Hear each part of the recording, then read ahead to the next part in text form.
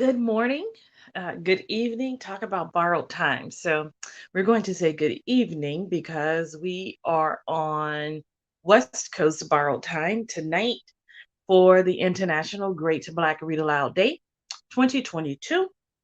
And my name is LD Robinson, and I am reading today for our day 21, which is overcoming addiction. I know in your time zone it may be day 22, but that is because today was a very, very busy day getting some repairs done in preparation for an upcoming transition.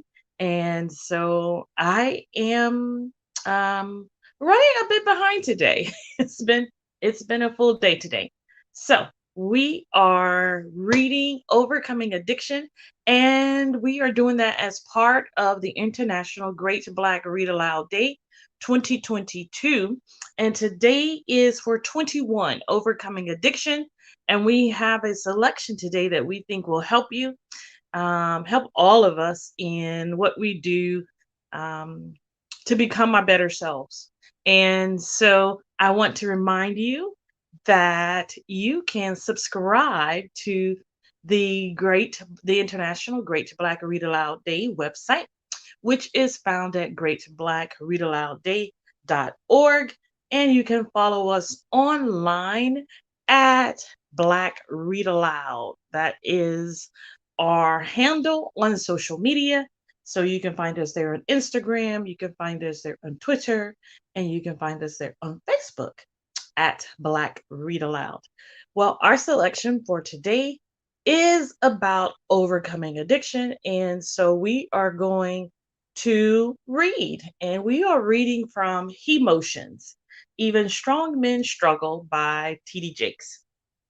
And as always, we'd like to show you the covers of our selections for the day. And here you are. This is uh, our cover for Emotions. And we're going to read a little bit of. We're going to read chapter 1. That's part of what we've already planned to read.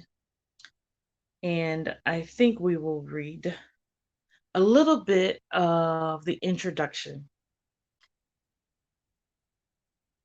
And he tells a story about um, how he had invited, at that point, formerly incarcerated Jim Baker to come and speak, and how people were upset with him about making the decision to invite him to speak.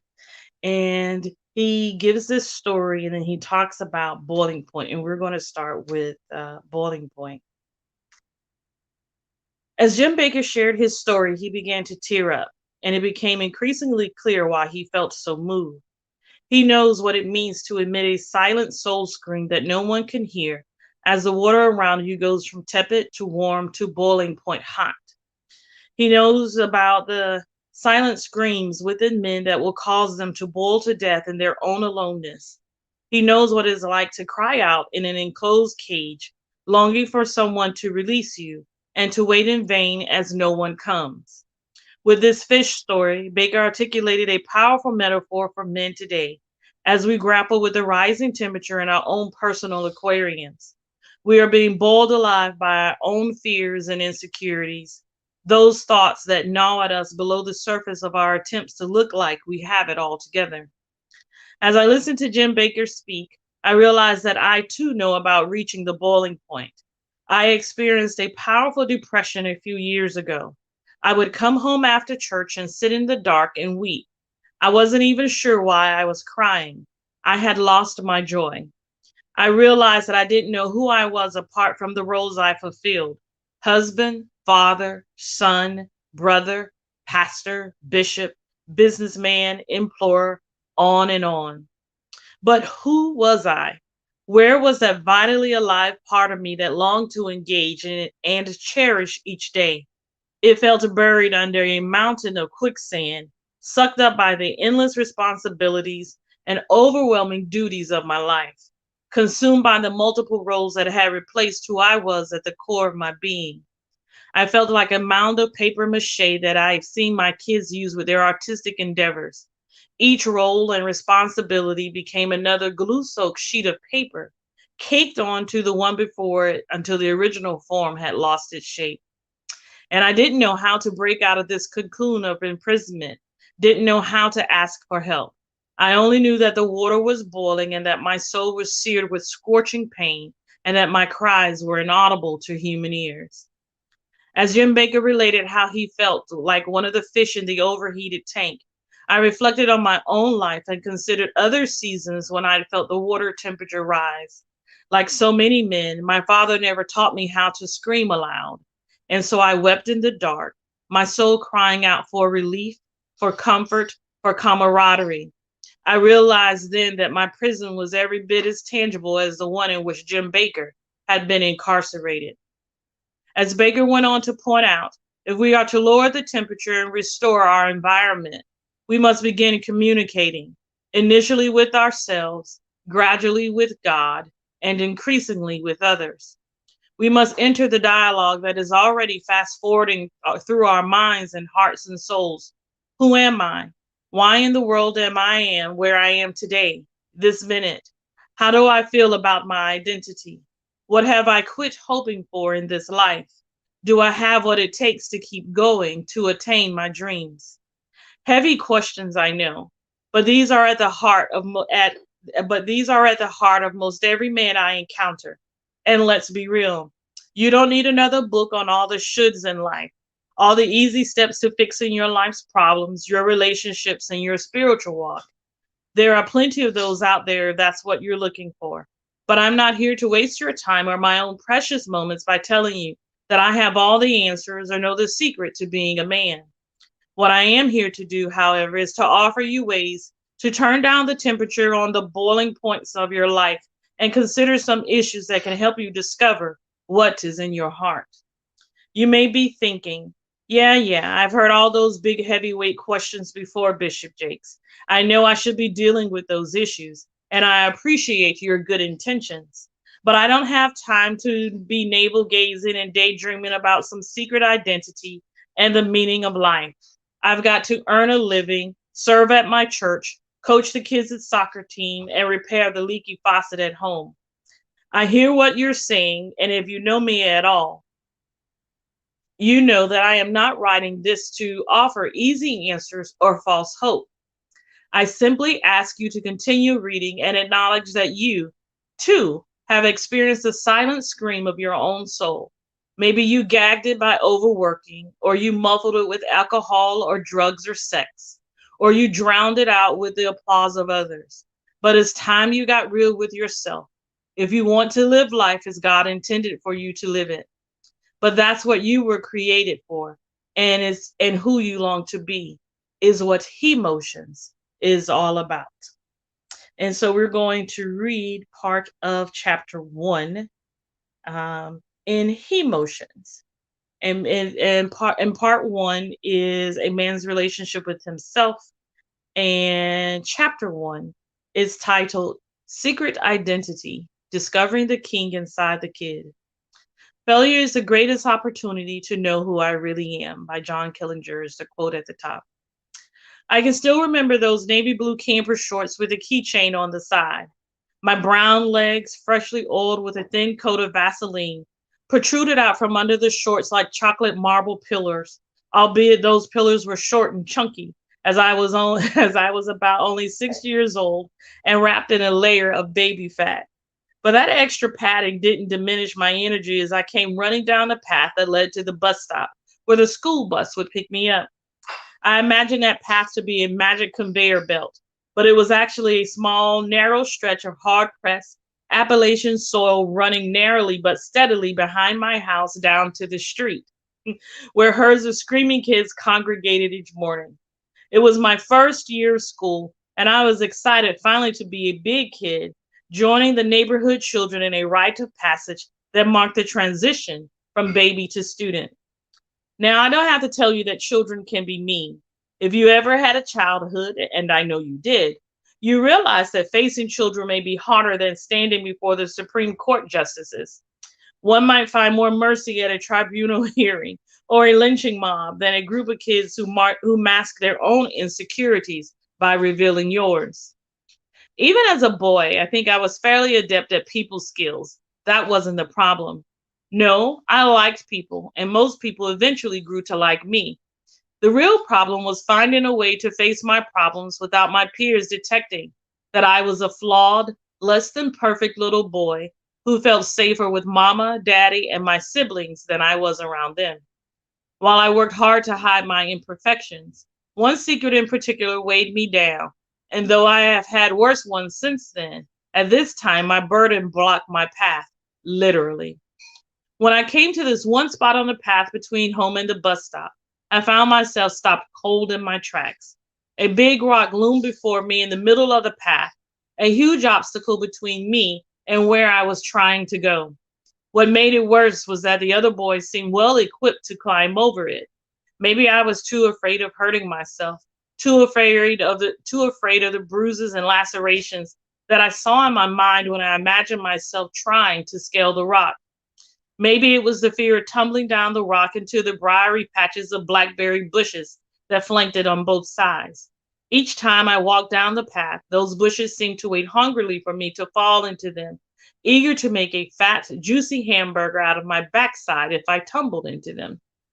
Whatever it was, each day I would valiantly run down the path, confident that finally I would conquer my nemesis. However, time and again, I would stand frozen at the foot of that great rock, fighting back tears while all the other children mocked me. I would stare at the boulder, humiliated and afraid, paralyzed and defeated. Eventually, my mother or father would hear me crying and come to my aid. I would get a kiss on the cheek and be lifted over the rock and deposited on the other side to continue on my way. One day, after many days of humiliation, I couldn't believe my eyes. My 260-pound father, who I thought was a combination of the Hulk and Hercules, took a mallet and pick and went down the path to where I was always getting stuck. All I saw was the mallet swinging and the chipped rock flying out of his way. He hacked that rock in good fashion, and before he left, it looked like an escalator in a major department store. I'll read that again. He hacked that rock in good fashion, and before he left, it looked like an escalator in a major department store. He had cut steps into the rock so that I could get to the other side. My father was my superhero, coming to avenge my adversary and carve a path for me. As I grew older, I realized that even superheroes have their kryptonite, and my father was no different from all other men. He had some rocks he could cut through, and some he could not. But from the ripe age of 6, I thought he looked like an invincible giant, and I wondered if I would ever be able to cut through someone's rocks like he did mine that day. And now I realized how fortunate I was to have such a father, willing to chisel and carve steps into the massive boulder blocking his son's path.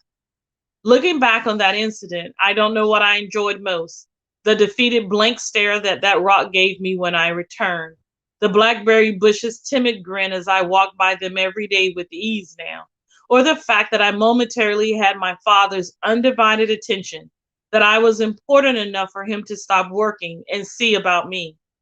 Perhaps most important of all, this incident gave me a glimpse of who I wanted to be: an overcomer, and a hope that no matter how large the obstacle, it can be overcome.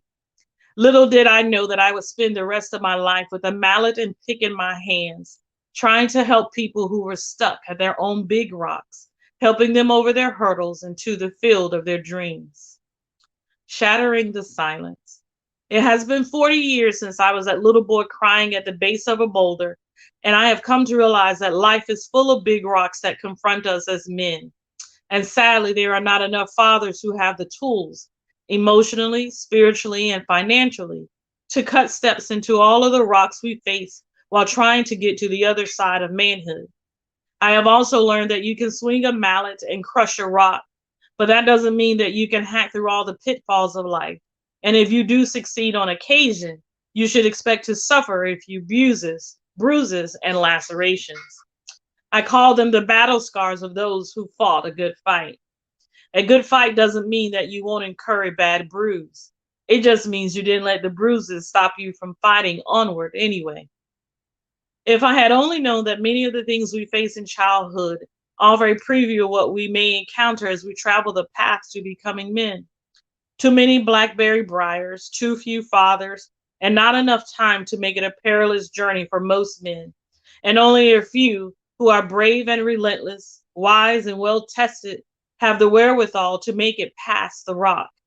Most of us are stuck at the bottom of some intimidating obstacle, bemoaning our fate while all the others pass us by and mock us rather than to help us learn to get to the other side of the barriers that are inevitable in the pursuit of manhood. Like the fish in the aquarium screaming silently as the water around them boils, we must learn to break the silence, to overcome the rock blocking our path, and verbalize who we are and what we need. It's one thing to wait for daddy to come with his pickaxe and bust up the rocks in your life when you're a boy. It's another thing when you're still waiting on him when you're a grown man. It's time to move beyond the voiceless cries and rocky barriers of life. The first step, if you are willing to try to move beyond your obstacles, is to honestly assess your current condition and get in touch with where you really are. A man can't always locate himself. The women in his life may think him lost. Even God asks a man where he is, much like he called out to Adam in the garden, "Where are you?" Genesis chapter 3, verse 9. Like Adam, most men hide from those who love them, hiding not beneath fig leaves as he was, but beneath mounds of work, hobbies, accomplishments, and anything else that will keep the issues that remain unresolved buried deep within the Garden of Eden. What should have been the utopia we dreamed of in our youth is now overgrown with unexpressed, unconfessed mistakes and liabilities. You and I both know that coming out from your fig leaves may be liberating, but it is also intimidating as well. But in order to move forward in life, you must acknowledge your pain and recognize your needs and tend to your suffering soul. We find one of the most famous instances of a man coming to terms with his circumstances in the story of the prodigal son in Luke chapter 15, verse 11. Here is a man whose soul was crying out, yet he sought to drown out these cries with many diversions in life that tempt us. He drank, he partied, he enjoyed the leech like friends that big bucks attract. It was only when he crashed and found himself tempted to eat the pig slop in the troughs he now worked that he finally realized he could no longer ignore the silent screams within himself. In Luke's gospel, we find that he came to himself, quote unquote. Alone at the pig trough, with time for true introspection, he had an epiphany of life-changing proportion.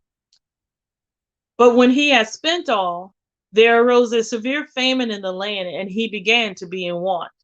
Then he went and joined himself to a citizen of that country, and he sent him into his fields to feed swine. And he would gladly have filled his stomach with the pods that the swine ate, and no one gave him anything. But when he came to himself, he said, "How many of my father's hired servants have bread enough and to spare, and I perish with hunger? I will arise and go to my father, and I will say to him, Father, I have sinned against heaven and before you, and I am no longer worthy to be called your son. Make me like one of your hired servants." End quote. For many men, it's necessary to come to this place of abasement, to wake up the morning after, to see the evidence of your indiscretion or the consequences of your addiction, to see your reflection leaning over the pig trough. While it can be a time as confusing as being lost after midnight on the foggy country road without your GPS, you must learn to navigate, to ask for directions if necessary, something we men find impossible to do, to make a U-turn and redirect your vehicle's destination. You must be willing to get comfortable with the journey of your life and quit waiting for life to begin when you reach a certain destination. Even the failed choices and wrong turns in your life can be redeemed by God if you're willing to let Him. The Apostle Paul knew about this process of going through the fog. He wrote, "When I was a child, I spake as a child. I understood as a child. I thought as a child. But when I became a man, I put away childish things. For now we see in a mirror dimly, but then face to face. Now I know in part, but then I shall know just as I also am known. That is 1 Corinthians chapter 13, verses 11 through 12. Paul's phrase, when I became a man, indicates someone who endured a process and became comfortable in his own skin, who was in touch with himself, his personality, his needs and desires, his strengths and flaws, his sexuality, his fears. A man who knows that accepting himself is just as important as improving himself. So often men improve themselves for other people, to fit in, to look good in a way that others will notice, to change and adapt to a new environment. Some men learn what wine to order at the restaurant to impress their woman. They get the right suit for the job interview. They work out so that others will be impressed with our fine physique. But what do we do but what do we do to get to know ourselves at an intimate level that isn't for external approval or perception of others? To become a man, as Paul indicates here, we men must be willing to stop thinking as a child, to wrestle with our thoughts, acknowledge them, and learn to accept who we are. Quote, as a man thinks in his heart, so is he, end quote, Proverbs 23:7. As we explore who we are, we have conversations with ourselves. And there are constantly thoughts that we don't share with anyone. Thoughts about money, about sex, about God. Many of us aren't courageous enough even to have these inner dialogues about these very important topics with ourselves, let alone with others. It's as if we are afraid to plumb the depths of our beliefs, our hopes, our fears. Generally speaking, men are much more prone to action without introspection. A natural reflex, perhaps, but one that will eventually get you in trouble. Come on, let's be honest. Have you ever acted first and then wondered, what in the world was I thinking? I know I have, but I'm learning that God has gifted us with intellects, with sound minds that can reason, remember, and reflect upon the data that each day brings into our lives. The great philosopher Socrates said that the unexamined life is not worth living. I say that the unexamined life falls short of who we could be and what God has empowered us to do, and makes it a tragedy, a life wasted. Take responsibility for the direction your life has taken. Only you have the power to change it. Please realize that this isn't a self absorbed, all about me exercise. As Paul explains, knowing yourself is a vital means to fulfilling the purpose for which you were created. Therefore, I urge you, brothers, in view of God's mercy, to offer your bodies as living sacrifices, holy and pleasing to God. This is your spiritual act of worship. Do not conform any longer to the pattern of this world, but be transformed by the renewing of your mind. Then you will be able to test and approve what God's will is, his good and perfect will. Romans 12:1 and 2. How can we commit ourselves as living sacrifices, as we're instructed here by Paul, if we don't know what's inside ourselves? We're also told to be transformed by the renewing of our minds. But how can we transform what we haven't informed? Like the prodigal squandering his future inheritance, we're in denial about ourselves, about who we are, who we really are, and what we really want. As a man who struggles on his journey, one who's come to his senses many times, one who limps like Jacob after spending all night wrestling the angel for his identity, I know what it means to struggle with the complexity of finding out who I am. The vast majority of the men I've known struggle at some level with what it means to be a man. The stakes are high, and the consequences can be lethal if the conclusion is not correct. Armed with no manuals, few tutors, and a busload of critics, we embark upon a journey to be correct and complete. But often we reach midlife defeated by the harsh reality that the conquest is far more challenging than we thought. This is true for men in the Bible and for all the many men I've known. Sons, uncles, friends, some now dead, many still living, some Jewish, some Christian, some who don't believe at all, rich men and homeless men, men as diverse as any tossed salad. I've seen men at the bar mitzvah and soul food restaurants, men driving sports cars and go karts, men who are professional athletes, and those who are armchair quarterbacks. We're all on this journey together. And it's time we came to our senses and started making our way back home. And this is from our selection for today, Emotions, Even Strongmen Struggle by T.D. Jakes.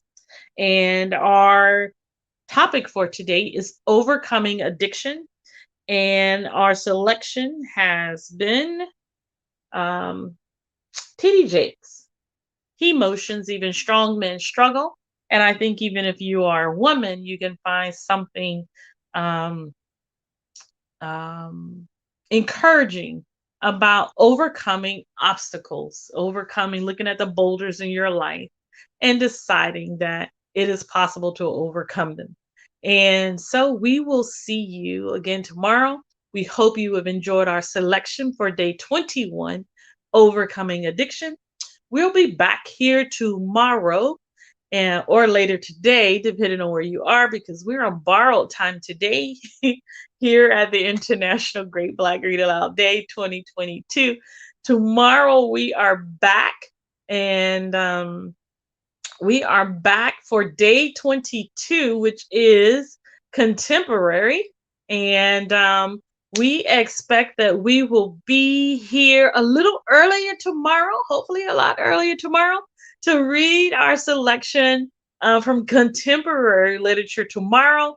And we believe that you will enjoy it. We want to remind you that you are listening to the International Great Black Read Aloud Day 2022. And we want you to subscribe to our YouTube channel, which you can just find us there. Put in the International Great Black Read Aloud Day or hashtag Black Read Aloud, hashtag Let's Read Aloud, or hashtag TIGBRAT 2022. We'll see you tomorrow. Have a good night or have a good day. Have a great morning. Bye bye.